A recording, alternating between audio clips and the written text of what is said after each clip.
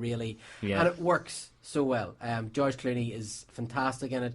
I even think Quentin Tarantino is pretty good in it. It's probably his best performance in something that's not Pulp Fiction. Yeah. That's a sort of convoluted way of saying that. Yeah, but there's a TV series coming now, starting in March, right? The From Dusk Till Dawn TV series. Are you aware of this? I am, yeah. Okay. Mm-hmm. Now, I had to say, initially I was very much against it, because I thought, right, what are they going to possibly do? Then the early rumours were that it was going to be about the early years of the Gecko brothers, because when we meet them in From Dusk Till Dawn, they're basically on the run from a robbery that went wrong, and the TV series apparently is going to be about sort of their adventures and the robbery that's talked about so many times in the movie. So I thought, right, okay, that could be pretty interesting. Then the vampire elements from the movie started popping up, and we saw the trailer. There seemed to be a lot of vampires and stuff in it. I wasn't really sure what way they were going to go with this. Then we saw pictures of Isa Gonzalez as Santanago Pandemonium, who was, of course, played by Salma Hayek in the first movie. Now, here's the thing, right? This, I don't know if you're aware of this, Paddy. The original the official description for the TV series is this, right? Based on the thrill ride film From Dusk Till Dawn, the series is a supernatural crime saga centered around bank robber Seth Gecko and his violent, unpredictable brother Richie Gecko, which, of course, we know this from the movie, who are wanted by the FBI and Texas Rangers Earl McGraw, this is played by Don Johnson, and Freddy Gonzalez, after a bank heist leaves several people dead. Now, that's the movie, okay? That's pretty much where the movie takes up. While on the run to Mexico, Seth and Richie encounter former pastor Jacob Fuller, here who's played by Robert Patrick, and of course in the original movie was played by what do you call him? That's Harvey Keitel. Harvey Keitel. Yeah. And his family, who they take hostage. Using the family RV to cross the border, chaos ensues when the group detours to a strip club that is populated by vampires. They're forced to fight until dawn in order to get out alive. The series deepens the tone of the film, adds new characters and backstories, and expands the Mesoamerican mythology behind the vampires. Makeup effects are being overseen by The Walking Dead's Greg Nicotero. From Dusk Till Dawn starts on March 11th on El Rey. Hang on a minute, they're redoing the movie. Another thing that I find, was Robert Patrick not in one of the, I was going to say straight to video, but more like straight to the bin sequels? Yeah, he was in the second one, I think. Yeah, was it From Dusk Till Dawn? Hangman's... Yeah, Hangman's Curve or something. I know what you're talking about. But yeah, he was not. But this is basically, they're just going to expand on the movie. They're going to redo the movie. Well, I suppose if they're going down that road with Hannibal as well. Yeah. They're going to go do all the movies right through to Silence of the Lambs. You see, it was Hannibal that actually has made me give this movie a stay of execution, or this TV series a stay of execution. But I don't know how I feel about them redoing the movie. No, I don't. To be honest, again, I would be very dubious about this now, but again, we'll know when we see it. Yeah, although we know that Tarantino and Robert Rodriguez are both involved in this, which should give you some sort of hope. Teenage Mutant Ninja Turtles.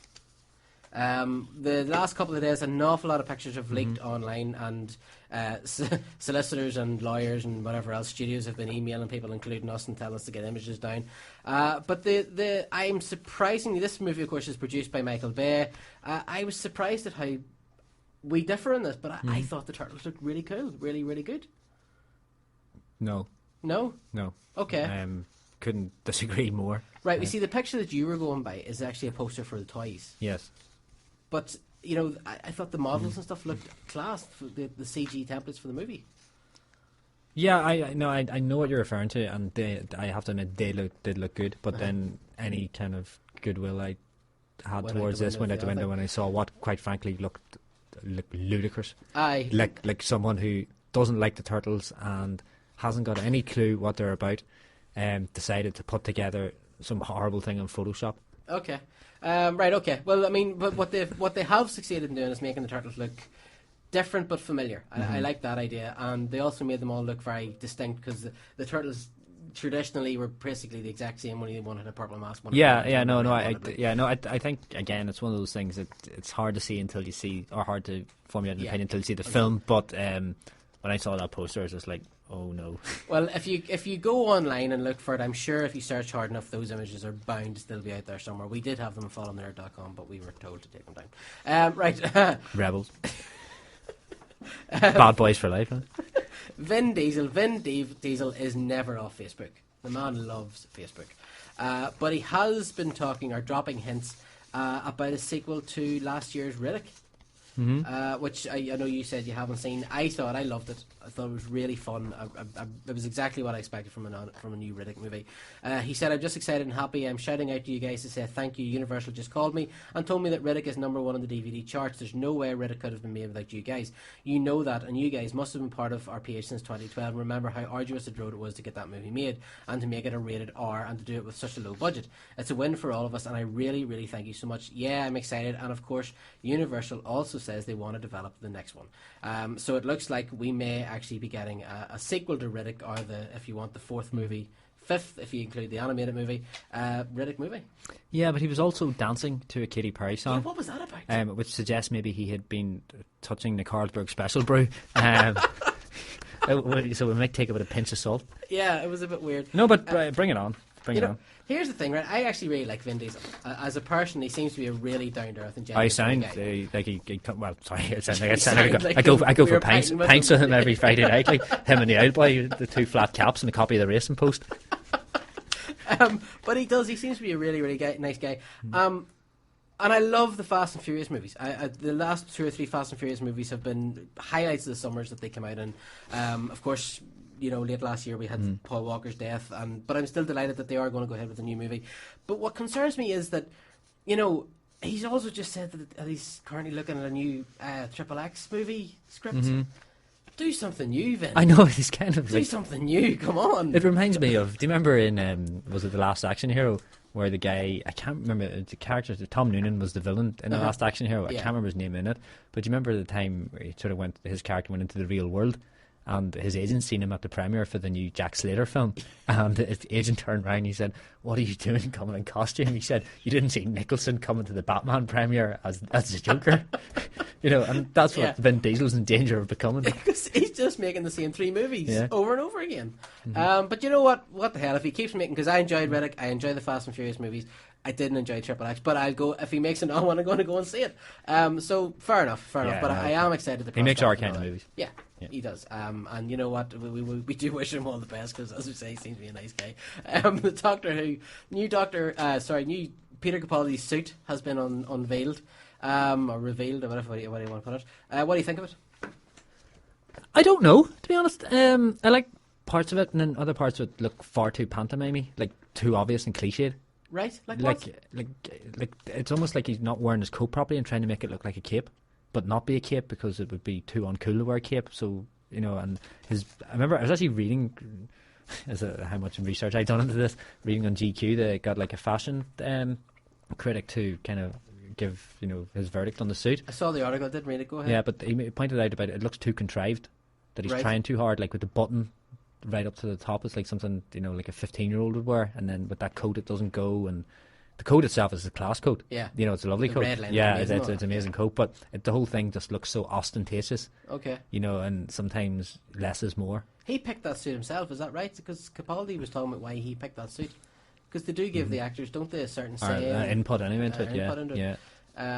But I have to say, I like it. I like the fact that it's not, I know the lining's red, but it's not overly gaudy. There's no big, I'm just a wee bit concerned that it might go down, and I'm not trying to make a pun here, but I'm going to. Is like it's more kind of a case of Doctor Who-ha than Doctor Who, like as in, that whole, Doctor Who gets criticised a lot for being almost like Rent-A-Ghost at times.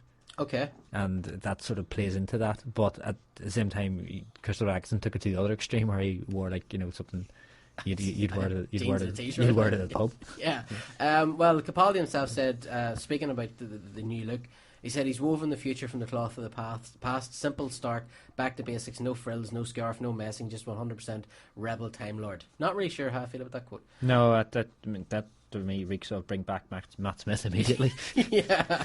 Stephen Moffat, of course, the show frontrunner, said that new Doctor, new era, and of course new clothes. Monsters of the Universe, the vacation is over. Capaldi is suited and booted and coming to get you. Right, everybody's speaking in riddles, apparently. Charlotte Moore, controller of BBC One, said Peter Capaldi's Doctor is officially recorded in history today with the unveiling of his new costume. It's sharp, smart and stylish. The 12th Time Lord means business. Doctor Who is executive produced, blah, blah, blah. Okay, right, so, yeah, I mean, I have to say I do like it. It's, I like that it is kind of plain and black. Harks back a wee bit more sort of to the William Hartnell, because this technically is the first Doctor again. But I know what you mean. It's almost trying too hard. Well, if the only thing wrong with the show, I suppose, is the new suit, then we'll be all right. Yeah, and of course we know that can evolve over a couple of seasons. Yeah, exactly. One thing, Doctor Who's one of those shows that, the nature of it is it can go from one extreme to another. One episode is the greatest thing you've ever seen, and next week you tell all your friends to watch it. You have to watch it, and it's just an embarrassment. And you're actually hiding behind the sofa, not because you're scared of the Daleks, but because you can't believe you told people to watch this rubbish. No, I've said this so many times in the show. Doctor Who is one of those things that you sit down on a Saturday night, you watch it, and you're like, oh my god, that was so bad. I cannot wait for next week's. Exactly. It's one of those things too. They must have some sort of monitor. When you watch it by yourself, it's like an epic, heartbreaking, life-affirming episode. Then you go on Facebook, tell people, watch this next week. It's brilliant. You have to watch it. Yeah. Then you have to turn your phone off because of the abuse you're getting. Right. Final news story of the night. 24, Live Another Day. Of course, 24 did end, but now it's coming back for a new mini-series, 12 episodes, which starts in, when's it start? This May. Can I just ask, why is it called 24 then and not 12? I know, I don't know, but because it's 24, I don't know. Yeah, but the news of the story is that, what is the news of the story? Stephen Fry is going to be playing the British Prime Minister Trevor Davies, and is described as a strong and charismatic leader. I just thought that was an interesting piece. Stephen Fry as Prime Minister of England. Hoorah, isn't it? Yeah, it is, isn't it? Why 12 episodes and not 24? I don't know. I honestly don't know. Is he going to die halfway through it? Are they going to kill Jack Bauer? Sure, what could kill Jack Bauer? Bad ratings. Stephen Fry? Maybe. We'll find out. But yeah, I thought that was interesting as well. Okay, right, that is pretty much the end of the show. Paddy, did we miss anything? Is there anything that you wanted to talk about? Well, I do have an unusual rash on my shoulder, but we'll probably wait till we go off air. Yes, we'll talk about that off air. Listen, thank you very much for coming on the show. You're very welcome, Mark. It was my pleasure. Yeah, and it's been too long. Let's not let that be that long again. Let's have you back. Absolutely. Yeah, absolutely. And to everyone that's listening to the show as well, thank you very much as always. There wouldn't be much point in us sitting in the studio and doing it if you guys weren't out there. And we do, please, we are down for the Shorty Awards. If you do want to vote for us, and why wouldn't you? Just go to shortyawards.com/nerd following. It literally takes 30 seconds to fill it out. All you have to do is write why you think we deserve to get a Shorty Award for the best podcast. Because we're awesome. Well, we are awesome. That's all you got to write. And okay, so until next week, guys. Paddy, thank you. Thank you very much. And to everyone out there who reads the pages, watches the videos, and listens to the show, thank you very much. In the immortal words of the great Dave Allen, until next week, may your gods go with you. Hello, this is Ian McNeese as Winston Churchill. Hello, this is John Leeson. Hey there, this is James Arnold Taylor, voice of Obi-Wan Kenobi. Hey, my name is Stuart Arnold. I'm the entertainer native from Britain's Got Talent. The voice of K9. Voice of Yabba Dabba Doo, Fred Flintstone. And I am following and the nerd. I am following the nerd. I am following the nerd. Following the nerd, and I'd just like to say, KBO, keep buggering on. Thank you. God bless and good night to you all. Following the Nerd is produced by Mark Savage and Michael Bashford. It is produced by Mark Savage with co-hosts Michael Bashford, Phil Wilts and Paddy Rand. Following the Nerd is edited by Dave Hart with original music by Paul Morgan. This podcast is not endorsed by Lucasfilm Limited, 20th Century Fox, Warner Brothers, Dark Horse Comics, Marvel, IDW, DC Comics, HBO, or any other company group unless expressly stated as such, and is intended for entertainment and information purposes only. Following the Nerd and the Following the Nerd logo are all rights are reserved worldwide. All other trademarks are the property of the respective owners. Following the Nerd Online, the Following the Nerd logo, Following the Nerd, and all associated logos and designs are the intellectual property of Following the Nerd Limited. All music and recognisable features of the intellectual property relating to these trademarks are likewise the intellectual property of Following the Nerd Limited. All original content of this podcast is the intellectual property of Following the Nerd unless otherwise indicated.